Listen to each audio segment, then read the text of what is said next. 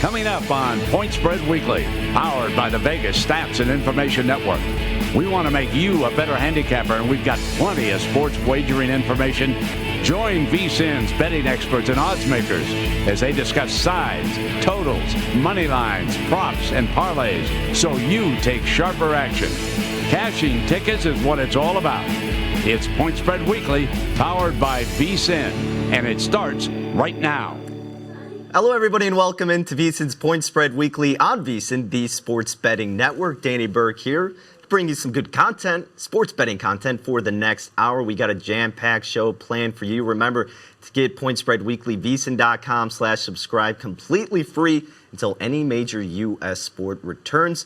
So, coming up on the show in just a few minutes, Steve Makinen will be joining us. He had a great article, handicapping hints for Thursday night football bettors. Now, this is incredible to actually go through it in the numbers because a lot of them are jarring and really just stand out. And I don't want to tease it too much before we bring them on, but some of these numbers just really stick out in favor of the home team. So a lot of good trends against the number and just straight up bode well for those home teams in various circumstances. So I can't wait to dive into that with Steve. We'll talk all things Thursday night football, his handicapping hints specifically for those night. And they exclude the Thanksgiving Day games, by the way. So it's only Thursday night football games. So he's also not only crunched the numbers for all of the trends and whatnot, but he's gone over each week Thursday night football game. So we'll get into that a little bit. Probably won't go over every single game, but more so the games toward the beginning of the season. So we won't only talk Thursday night football with him. We'll also do some NASCAR. So we got Poconos coming up this weekend, and he does this NASCAR simulation, which he puts in Point Spread Weekly as well. So we'll get his thoughts on that, what it turned out to be, who he likes, and more.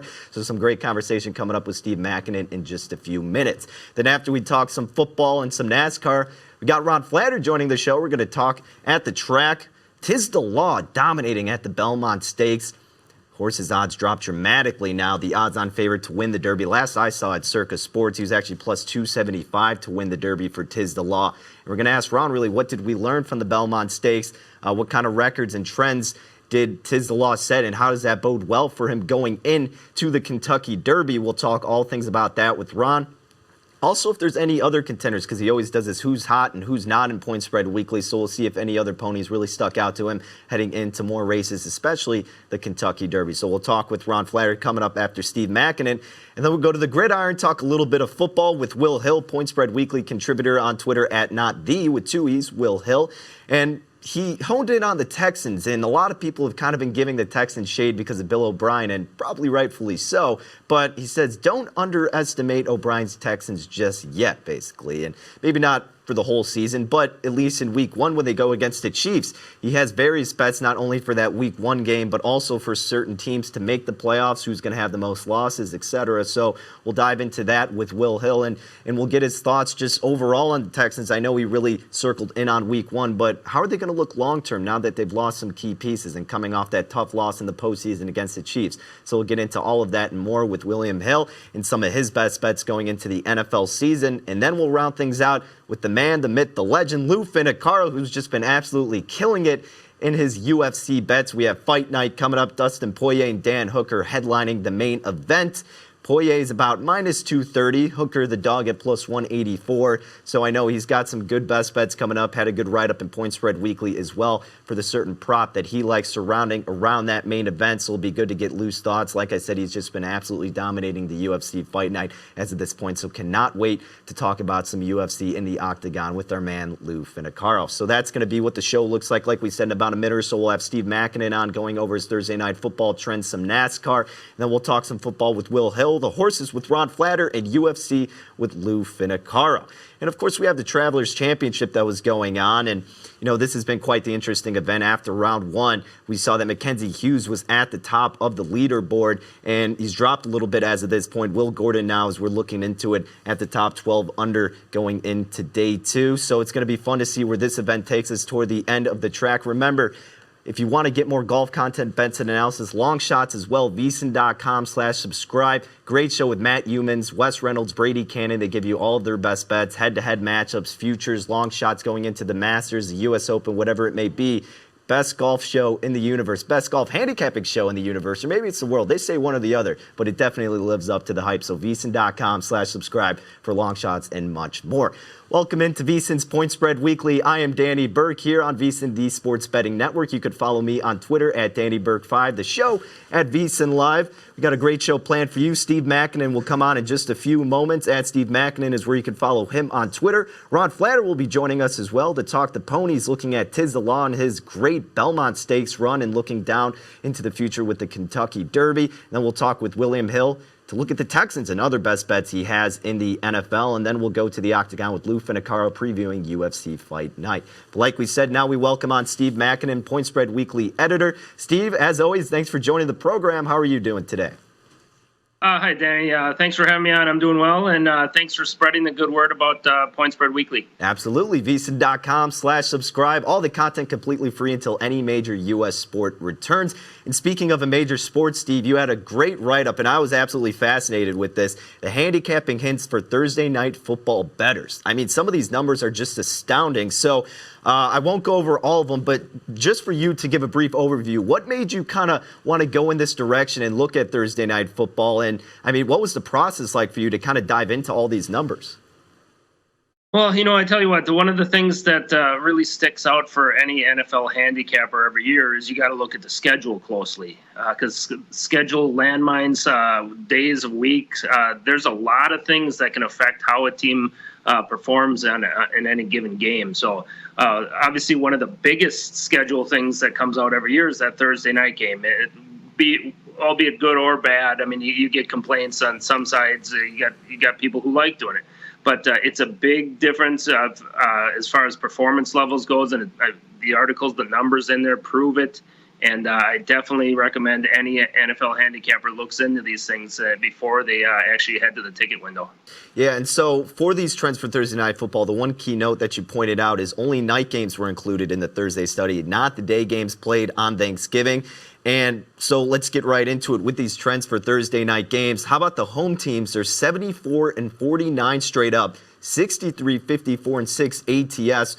That's a percentage of 53.8%, so that gets you over the winning mark of -110 each way at 53%.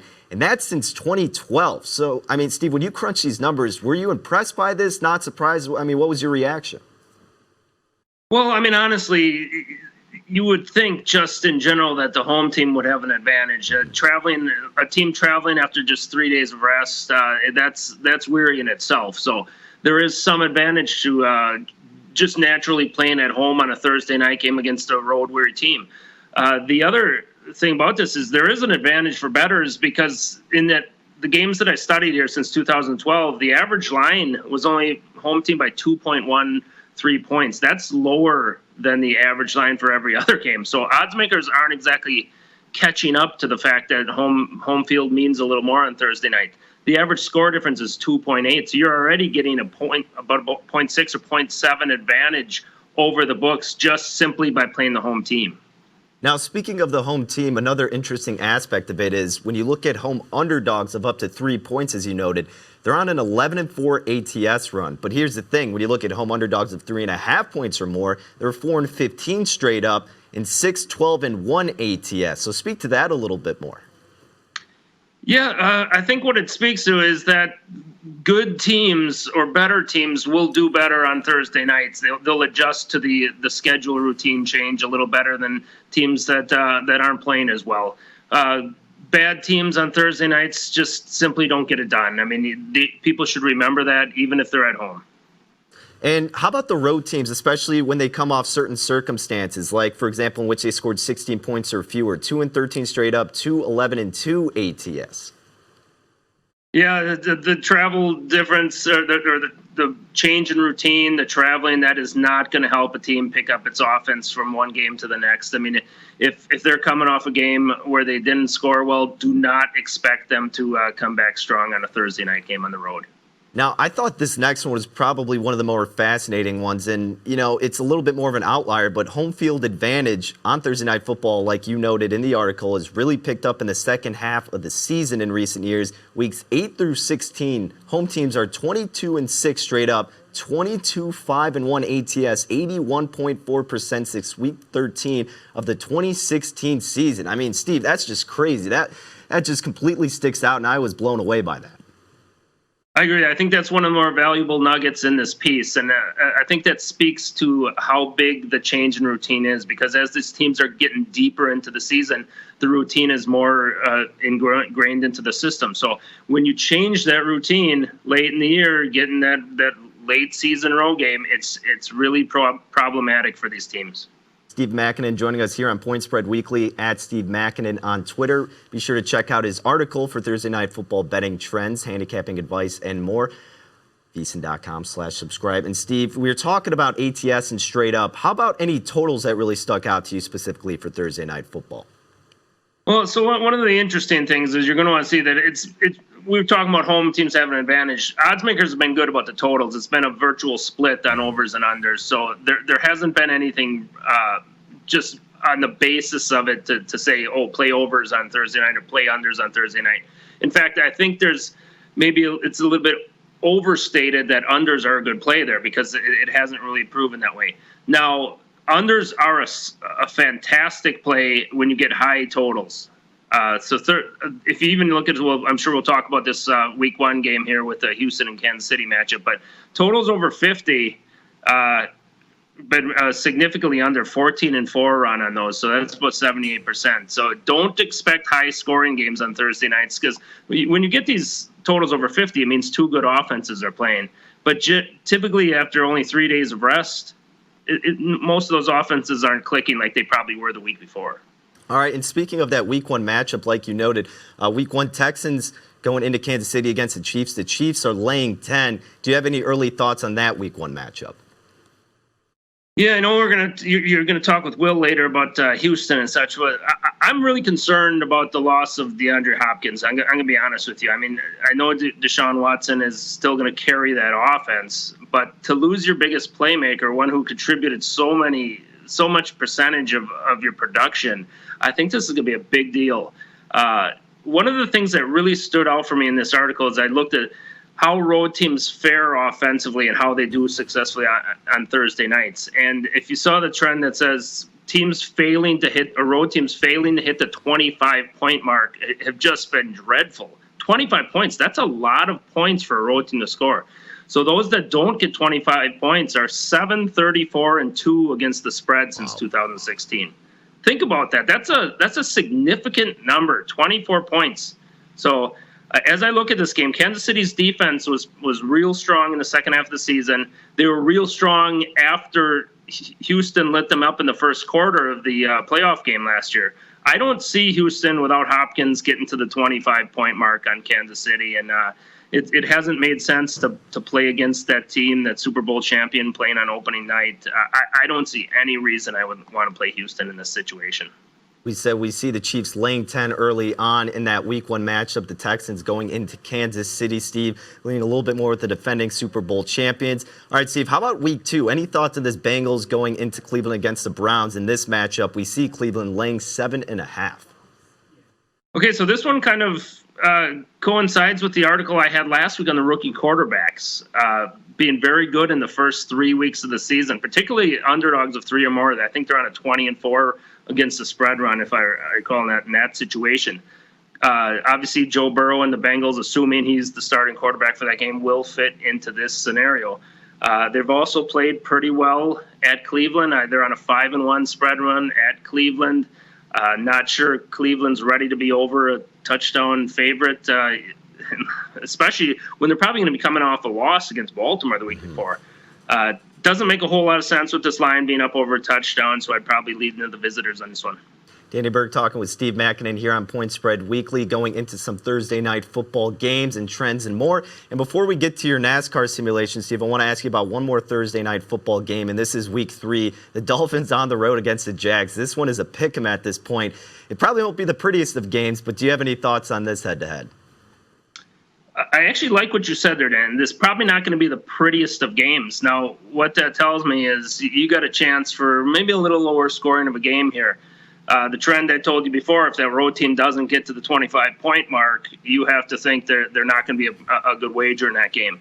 I have a difficult time seeing a young Miami team going to Jacksonville on 3 days rest here and lighting up a Jaguars defense that's probably going to be the better unit on that team.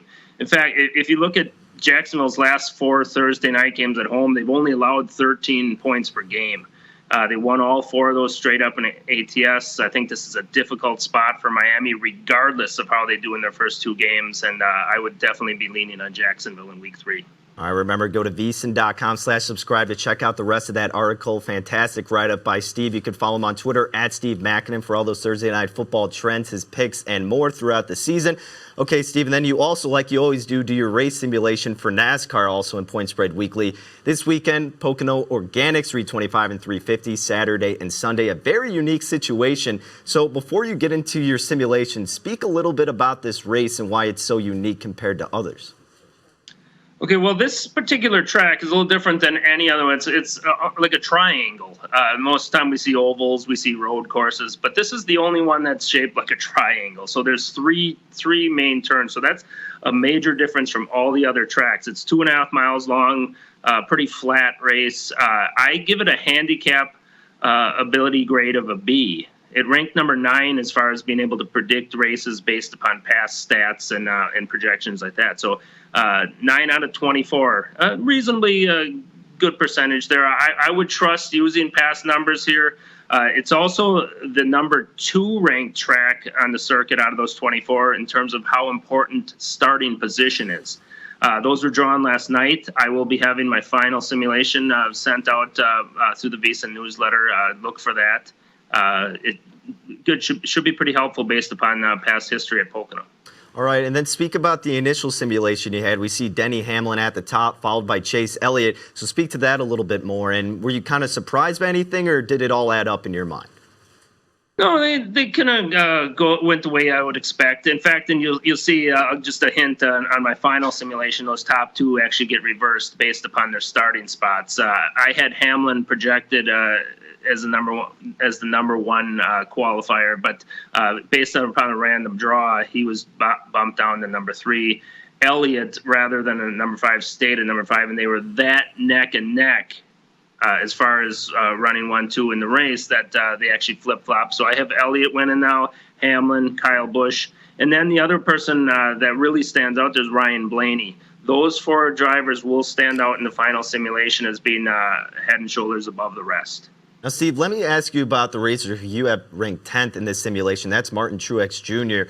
And here on the earlier on VSiN, we were talking to him on The Edge. He hosts Gone Racing, Brendan Gaughan, that is, and he said he really liked Martin Truex Jr. I mean, he's been kind of the hot racer as of recent, really up in the leaderboard consistently. What are your thoughts on Martin Truex Jr. going into this race?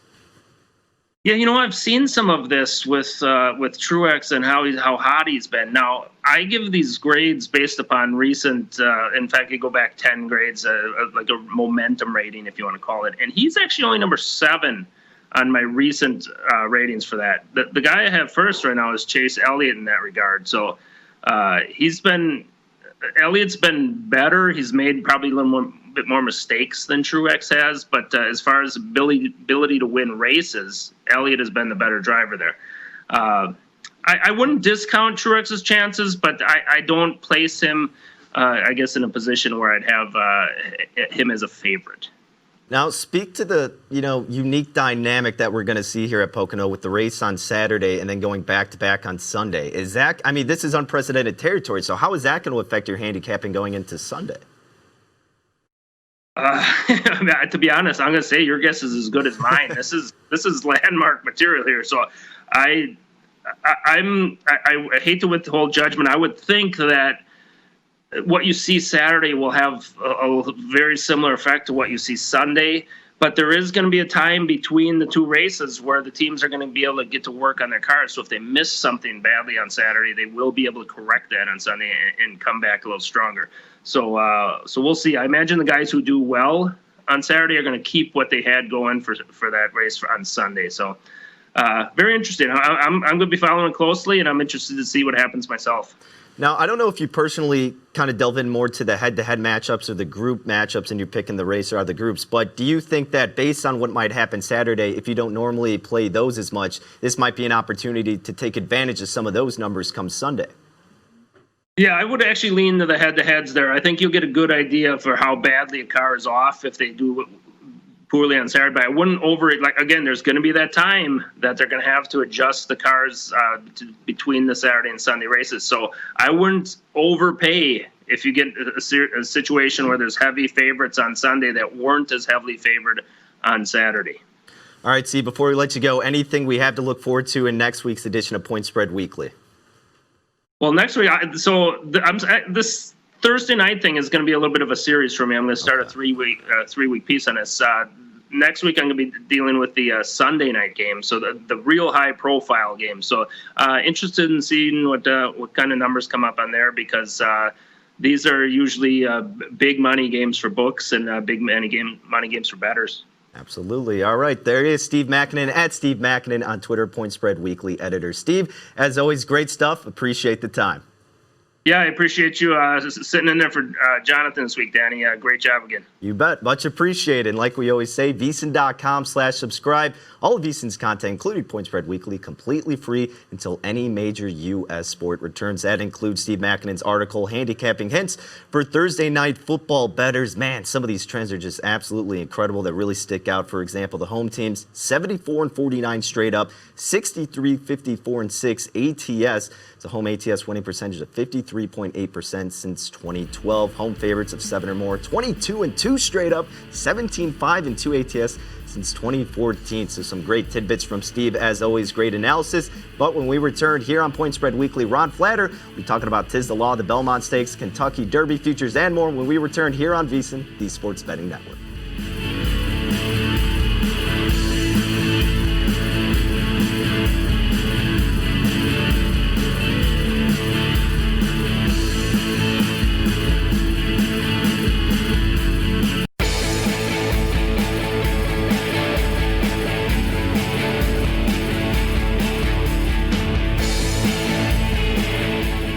Welcome back into VSiN's Point Spread Weekly. I'm Dana Burke here on VSiN, the Sports Betting Network. A big thanks to Steve Makinen for joining the show as always. A great write-up in Point Spread Weekly, VSiN.com/subscribe, completely free until any major U.S. sport returns.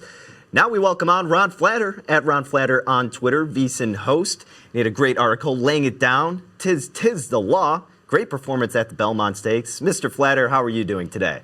Oh, Danny, you're right, too. Doing well, and maybe not as well as Tis the Law. And by the way, right now, the Kentucky Derby future wager ongoing this weekend. That's the pari-mutuel pool, different than the fixed odds here in Las Vegas and across Nevada, where it's like a horse race, and people are betting on this through Sunday evening. And Tis the Law already bet down to 6-5 at my last look, and I have a hunch he could be pretty close to even money. So very tough to find any value in him right now as we go forward to the Kentucky Derby, as he's certainly the consensus favorite right now around the world in betting for the race on September 5th. Yeah, last I saw at Circa, he was as low as plus 285 to win the Kentucky Derby. And, you know, Ron, speaking of the Derby with Tis the Law, I think a very interesting tidbit that you pointed out was Tis the Law ran the last eighth of a mile in 12.1 seconds, the last 3/8 in 36.4. Those were the fastest finishing times in any Derby prep of at least 9 furlongs this season, and well within the historical sweet spot for more than a generation's worth of Derby winners. So that it certainly bodes well for Tis the Law, Ron. It does, but he's going to have one more prep, and so that'll be the bigger test. It's what you've done for me lately. If a horse isn't doing well in his last prep before the Derby, then you really got to look at that. But this gives us something to measure. And if you're under 13 seconds for your final furlong of your last 9 furlong Derby prep, or 38 seconds or under for the last 3 furlongs, then historically you're right in that area where you can win, because 27 of the last 30 Kentucky Derby winners had one of those 2 accomplishments going into the Derby, and 22 of the last 30 had both of them. And throw in one more thing, the Buyer's speed figure that comes out from the Daily Racing Form for this last race. Tis the Law got a 105. And if you're over 95 at any point in your career going into the Derby, well, you look at all but 3 of the last 28 winners have had that very figure coming into the race. So he's got all of those checks clicked in the boxes. The only question is, how will he do in the Travers in August? That will be his last prep before the Derby. All right, speaking of the Derby, Ron, as you always do, how about who's hot and who's not for Kentucky Derby futures, Take it away. What do you got for this week? A lot of it comes out of the Belmont Stakes. The runner-up, Dr. Post, you got to look at him as being hot. Finished second, good close. If they run another eighth of a mile, what would have happened? I would think 'tis the law of still won, but Dr. Post certainly a credible choice there, and now at a best price of 18-1 here in Las Vegas. Art Collector, second week in a row we mentioned him. More and more money coming in on him. There's certainly a lot of steam on him, and he's now in the Kentucky Derby future wager at Churchill Downs as well. He's won 3 races in a row, has a Beyer speed figure of 100 in his last race at Churchill Downs, an allowance race this month. He graduates to the Indiana Derby July 8th, so a lot of attention will be paid there. And Cafe Pharaoh, a Japanese horse, sired by the Triple Crown winner from 5 years ago, American Pharaoh, turned in a terrific mile of 134.9 in Japan just a couple weeks ago, not even that long ago. That, by the way, is a time normally, anything under 136 starts to get your attention. That far under really gets your attention. As far as the horses that are not, these are all also rans in the Belmont Stakes. Sole Volante finished 6th. He may go to the turf now. Modernist was 7th and Farmington Road 8th. You have to wonder now about whether either of those horses or any of those 3 would be a serious consideration for the Kentucky Derby. All right, Ron, before we let you go, let's hear it. What do you got coming up for the Ron Flatter Racing Pod? Right now, you've got Brittany Yerton and Peter Yerton, father-daughter team. She from NBC Sports, and he, the trainer of the Breeders' Cup Juvenile winner, Storm the Court from last year. Storm the Court has not had a good year so far this year. He'll try to make up for it Saturday. Could be really a last chance to think if he's a serious Kentucky Derby contender. He'll be in the Ohio Derby on Saturday. Former Horse Racing Nation editor Jonathan Lintner talks about the challenges in both covering horse racing and just for horse racing in general as he steps aside from that role he's had for 3 years. And our friend Johnny Avello from DraftKings Sportsbook handicaps this weekend's stakes races at Belmont Park, Churchill Downs, as well as the Ohio Derby. Ron Flatter Racing Pod, where you find podcasts, including vsin.com/podcasts. And as always, Danny, sponsored by First Bet. Beautifully done, as always, Mr. Flatter, at Ron Flatter on Twitter. Ron, as always, appreciate the time. Best of luck with your bets on the horses. I need it, Danny. I need it. Well, we'll be rooting for you. As always, like Ron said, VSiN.com/subscribe. His article, laying it down, tis the law. Plus 285 to win the Kentucky Derby over at Circus Sports. When we return, we'll talk football, William Hill, and more. We return here on Point Spread Weekly.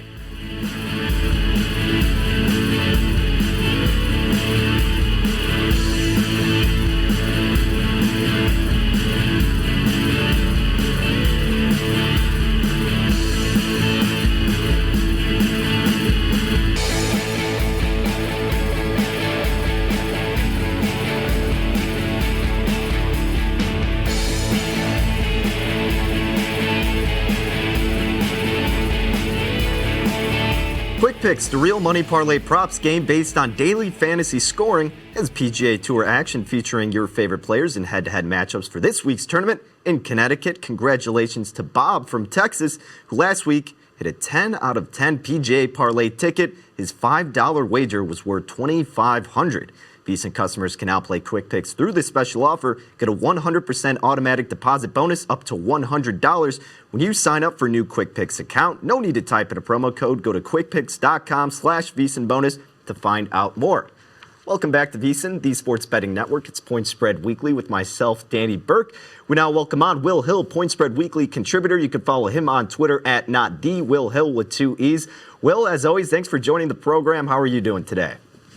Danny, what's up, my man? I'm good. How are you? I am doing well, and, I really enjoyed your article, VSiN.com/subscribe, completely free until any major U.S. sport returns, and you can check it out, and it's Don't Underestimate O'Brien's Texans. Now, this is one of the more intriguing topics in the offseason, in my opinion, is what is this Houston Texans team going to be? So if you want to speak to that a little bit more, what gave you kind of the notion to want to write this article, and what's your thoughts on this Texans team heading into the season? Well, I think O'Brien gets a bad rap. The Hopkins trade isn't popular. He's not very analytics friendly. And if you're ever on Twitter, it's very progressive. It's very analytics driven. So when he kicks short field goals or he punts or he runs the ball on 1st and 10 or 2nd and 10, and, Twitter has a habit of labeling the guy an idiot. And I don't think he's great in game with some of these decisions. But if you look at it, if Deshaun Watson doesn't tear his ACL in 2017, he's probably going for a 6th straight division title. So, I mean, the guy knows how to win. He knows how to get his team prepared. And, I mean, look, he won a division title with a combination of Brian Hoyer and Brock Osweiler. And if things go differently against the Chiefs, if he runs the ball on 4th and inches instead of kicking a short field goal, maybe they go up 28-0. Maybe they're in the Super Bowl, and they would have been hosting the Titans in the AFC title game. So I just think he gets a bad rap. I think his teams are well prepared. And look, the numbers speak for themselves. I mean, he's won 4 out of the last 5 divisions. And speaking of the division, we're looking at these odds via DraftKings for the Texans to finish first in the AFC South, plus 350, second, plus 190, third, plus 140, and at the bottom, plus 700. Making the playoffs, the yes is a slight dog, plus 144, the no, minus 177. Anything out of that list that really catches your attention? Yeah, I would probably just split between, if you're looking to make a bet, I'd split half of it on winning the division and half of it on making the playoffs. I know the first 4 games are brutal. They're not going to be favored in any of the first 4. But I still think this is a team, that, like I said, 4 out of the last 5 divisions, it's going to be a tight race. I think plus money at both of those lines is value. All right, and then in your article, you also hinted out bets that you are looking to make or have made at this point, and that includes Week 1 with the Texans going into Kansas City against the Chiefs. And the things you really pointed out, who knows what the situation is going to be with the fans in attendance. We know Arrowhead is a tough place to play, but if fans are limited, a completely different factor for this Texans team, and, of course, the vengeance factor from what happened in the postseason. So explain your bet in this matchup a little bit. Yeah, I just think it's too many points. Like you said, fans are going to be limited, and that's the best case scenario. There's a possibility where there's no fans. And not only that, maybe there's either no off season or shortened off season. I could see the offenses being a little out of sync, which would favor getting the points.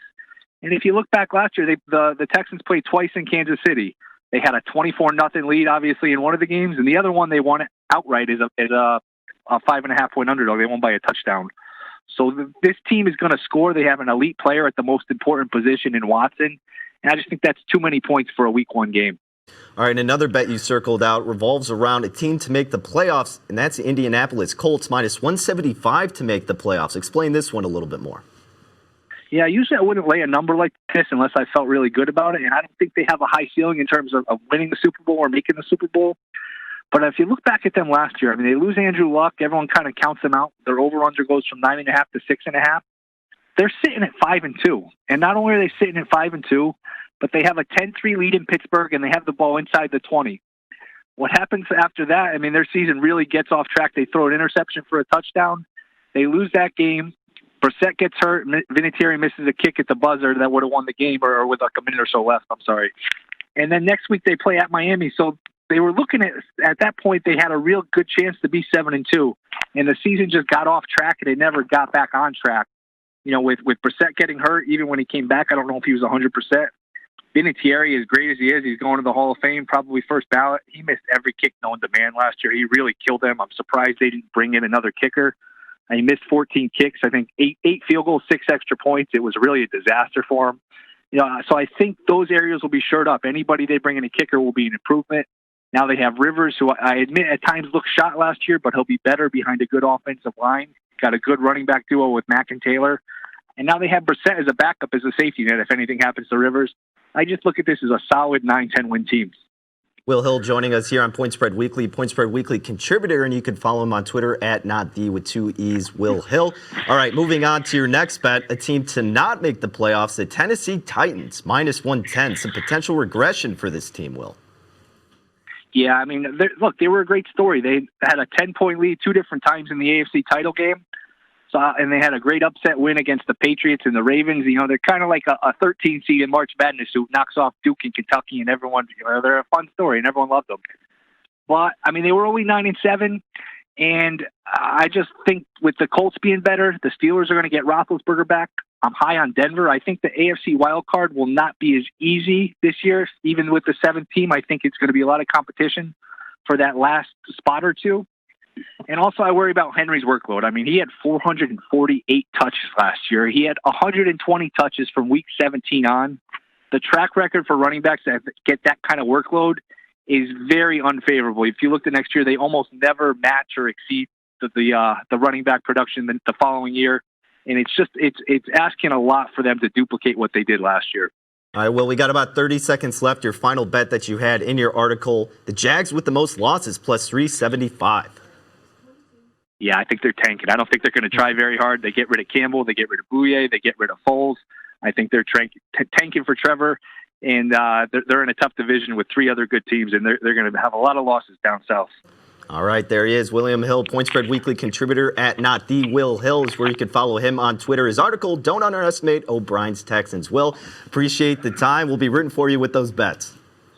Danny, be good, man. Thank you. All right, you as well. And just once again, to recap some of his bets in the article, the Texans catching 10 in Kansas City against the Chiefs week 1. Who knows what the fan situation is going to be. You also have the revenge factor from what happened in the postseason. Then the Colts minus 175 to make the playoffs. The schedule is favorable. They did pretty well in the draft. Excited to see what this Colts team can offer. The Titans to not make the playoffs, minus 110. Potential regression for the Tennessee Titans. And finally, the Jags, who most likely are going to be tanking, like Will said, plus 375 to have the most losses. When we return here on Point Spread Weekly, we're going to the Octagon with the man, Lou Finicaro.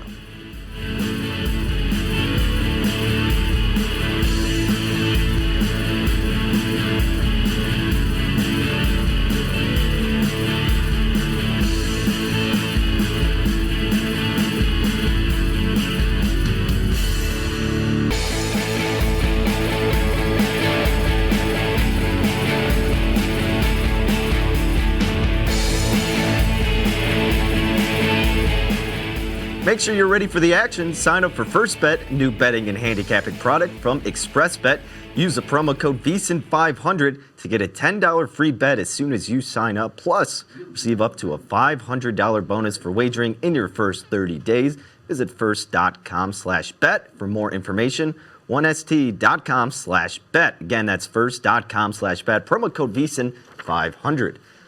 Welcome back to Point Spread Weekly on VSiN, the Sports Betting Network. Danny Burke rounding out another great edition of Point Spread Weekly. I've had a great show so far with Steve Makinen, Ron Flatter, and William Hill. And now we're going to the Octagon UFC Fight Night, and we're bringing on Lou Finicaro at GambleLou on Twitter, Point Spread Weekly contributor. Lou, thanks for joining the show. How are you doing? Doing great, Danny. I appreciate you taking some time. Let me come on and pontificate about the pugilists. Now, I'm excited to talk to you, Lou, because I've been looking forward to it. You've been doing great with your picks throughout the UFC, and I've been following you all along. And I'm excited for this weekend, too. And with the main event, let's get right into that with Dustin Poirier. He's laying minus 230 at some places. Dan Hooker plus 184 is a dog. What's your analysis for this main event, Lou? This is going to be an excellent fight. Hooker's won 7 of 8 since he moved up to the lightweight division, his sole loss being to Edson Barboza, a guy that was able to crowd him, push him back, and attack his body. The other 7 people he's defeated are high-level lightweights, but they're not elite-level lightweights. And I consider Dustin Poirier an elite-level lightweight. Hooker is going to have 3 inches of height, 3 inches of arm reach, and 2.5 inches of leg reach. So the way this fight really sets up is that Hooker needs distance in order to shoot his long strikes, his kicks. He's vicious with straight knees and elbows. Poirier, conversely, is the more well-rounded fighter. He's going to need to attack Hooker by first getting inside that reach, fighting from inside the pocket, and then eventually taking Hooker against the fence where he can't escape and using that Barboza blueprint and going to work right on the body. I'm confident that Poirier is the stronger fighter who's faced the better competition, and I believe that he's going to be able to get inside and batter the body of Hooker and eventually get his hand lifted in this fight. Now, Lou, not only with just a straight up who's going to win, you are more interested in the rounds prop, right? That's one of your best bets involving this fight. It is, because Poirier's minus 230. I'm choosing to use him as one leg of a parlay. And so I just don't like betting more than I can take back. And in this, we get a little bit closer line value, or a little bit more value on the line when we look at the total.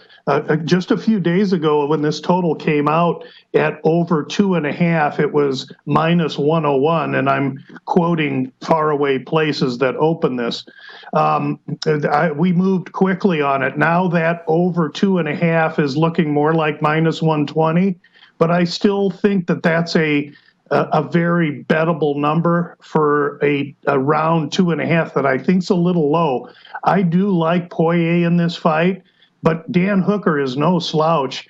And with the momentum he has and the fighter that he is, I think this fight goes into round 4 before Poirier is able to chop him down.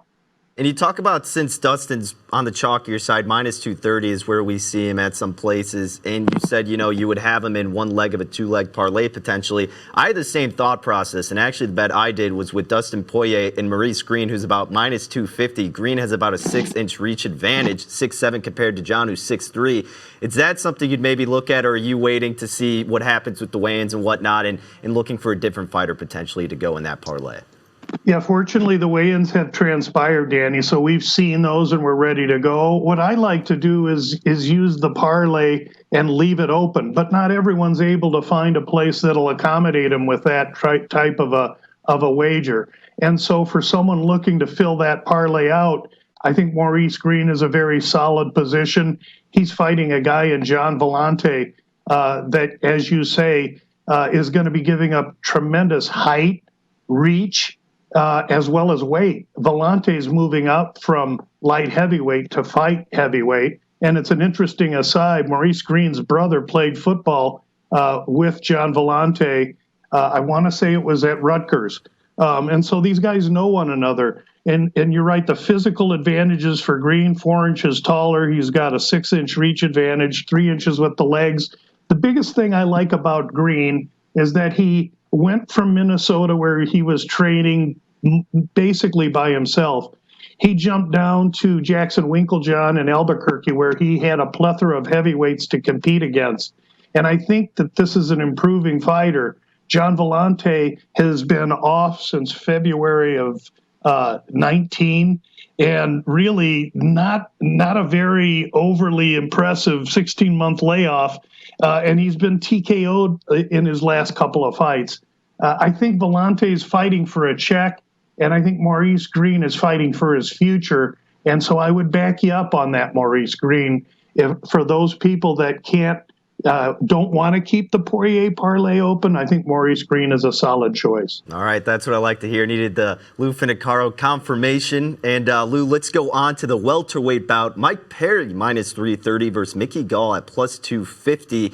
Now, Mickey has a 3-inch reach advantage in this one. I know you have a best bet in this one as well, but not particularly with the fighters going head-to-head, more so on the round props once again. Yeah, Mickey Gall opens here at 235, so Perry was only about 280 at the opener. Now he's ballooned up, and listen, this is going to be a fascinating stylistic fight. Perry is absolutely a cross-eyed maniac, tough as nails ballroom brawler. He has refined his skills in fights previous. Now, Perry's a very unique guy, and he's rid himself of cornermen for this fight. He has his girlfriend helping him.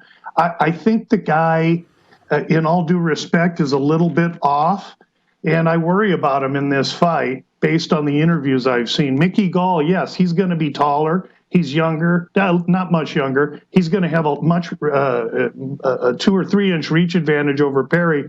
However, Mickey Gall is a Brazilian jiu-jitsu specialist, and his striking, if this is a striking fight on the feet, Gall will get knocked out in the first round. Mickey Gall must find a way to get Perry on the ground or in his grasp so he can submit him, and I believe that's likely. Perry is going to do exactly what a ballroom brawler does. He's going to charge his opponent. And Brazilian jiu-jitsu specialists are never better than when they have a tight, aggressive fighter coming straight at them to engage. That allows them to go work off their back and use the aggression against the attacker. And that's exactly what Gall's going to try and do. For that reason, I think Gall can potentially submit Mike Perry very early in this fight before Perry gets sweaty and wet. And if he can't, and Perry backs Gall into the corner and starts unleashing elbows and fisticuffs on him, it could be a short night for Mickey Gall. So consequently, the under 1.5 in this fight is interesting to me. All right, that's voice Lou Finicaro here on VSiN's Point Spread Weekly with myself, Danny Burke, previewing UFC Fight Night coming up this weekend. All right, the last event in the main card, we got about a couple minutes left, Lou, before we recap your best bets really quickly. Brendan Allen minus 330 versus Kyle Dawkins, who's at about plus 250 for the middleweight bout. Did you have any strong feelings in this one? I have strong feelings that Daukaus is there to fight, and I think he's going to put up a better performance for himself than what we saw last week with the short notice fighter in Roscoff. And this is no check against Roscoff, but I think Daukaus is going to be up to the task here. And when I say up to the task, that leads me to believe that this fight's going to go over 1.5 rounds. I can't expect Daukaus to win the fight, but I can expect him to show well in loss. And I think it's going to take Allen into the third round or even a decision to get by this kid. All right, Lou, and then before we let you go, let's just do a recap of your best bets that you have for UFC Fight Night. Yeah, Poirier let's call it for this show, Poirier tied together with Mo Green for a parlay. And then we have the Poirier and Hooker over 2.5. And then the Gall and Perry under 1.5. And then if you really want to get crazy, and I think I'm going to, Mickey Gall, you're showing plus 235 there. That number's going up. By tomorrow's fight, I bet I'd see that 250 or higher. You might make a little lunch money bet on Mickey Gall straight up in that fight. And then you had one from the prelims as well as a best bet? I had a prelim earlier, and it revolved around the Japanese fighter Sato. However, he lost his opponent last night when his opponent's cornerman turned up with the COVID. And so now there's a late replacement, and that fight goes off. Okay, and Lou, before we let you go, any thoughts? I haven't had a chance to talk to you about this, but UFC Fight Island, are you excited for that to come in the future? Absolutely excited for it, because we can take all the lessons that we learned in Florida and in Las Vegas and now anticipate a little bit what's going to happen on the island. It's going to be great. All right, there he is, Lou Finicaro at GambleLou on Twitter. Lou, as always, appreciate the time. Best of luck with your bets. I'll be following and rooting for you. Thanks, Danny. Good luck to everybody. All right, great stuff. Once again, at GambleLou on Twitter, VSiN.com/subscribe to get his write-up on UFC Fight Night. Like he said, some of his plays, he likes Poirier and Hooker over 2.5 rounds, minus $140 around that area. You can find it a little bit less, too, if you shop around. It's the biggest thing with sports in general, but specifically UFC. Shop for the best lines, as we always recommend here on VSiN.